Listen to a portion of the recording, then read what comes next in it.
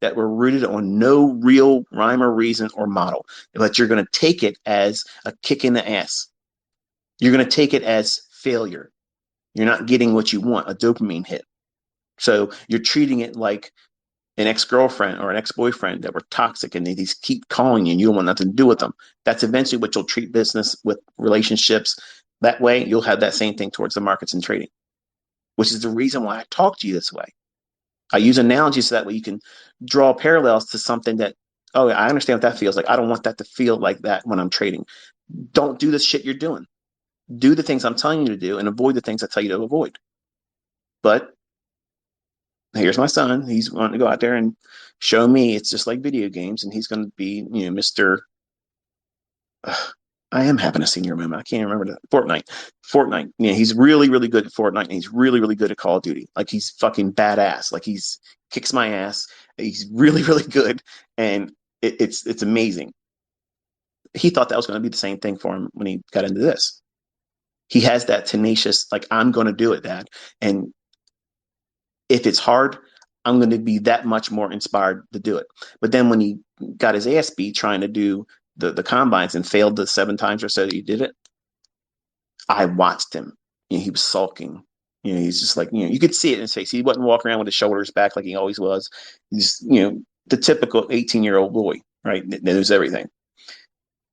And I told him, I said, look, here's the rules. You have to aim for an hourly or a 15-minute high. Which one's you going to reach for? The obvious one that it's trying to get to. That's all you need. That's all you need, man. That's all you need.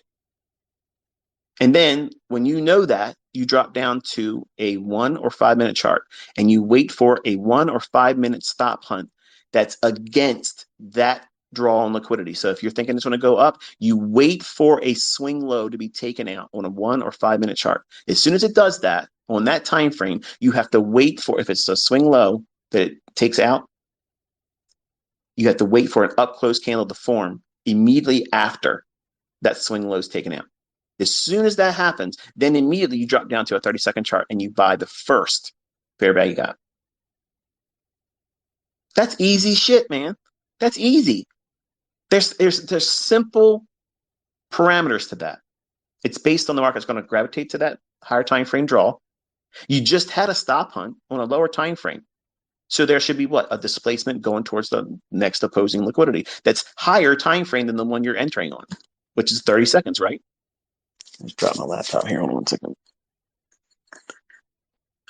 I only have one laptop, by the way. These fucking people talking about I got all these laptops. I got one.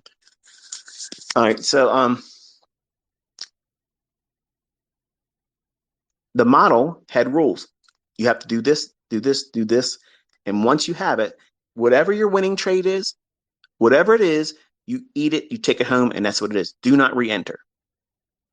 Well, what is he lacking? Discipline. How does he forge it? Doing it.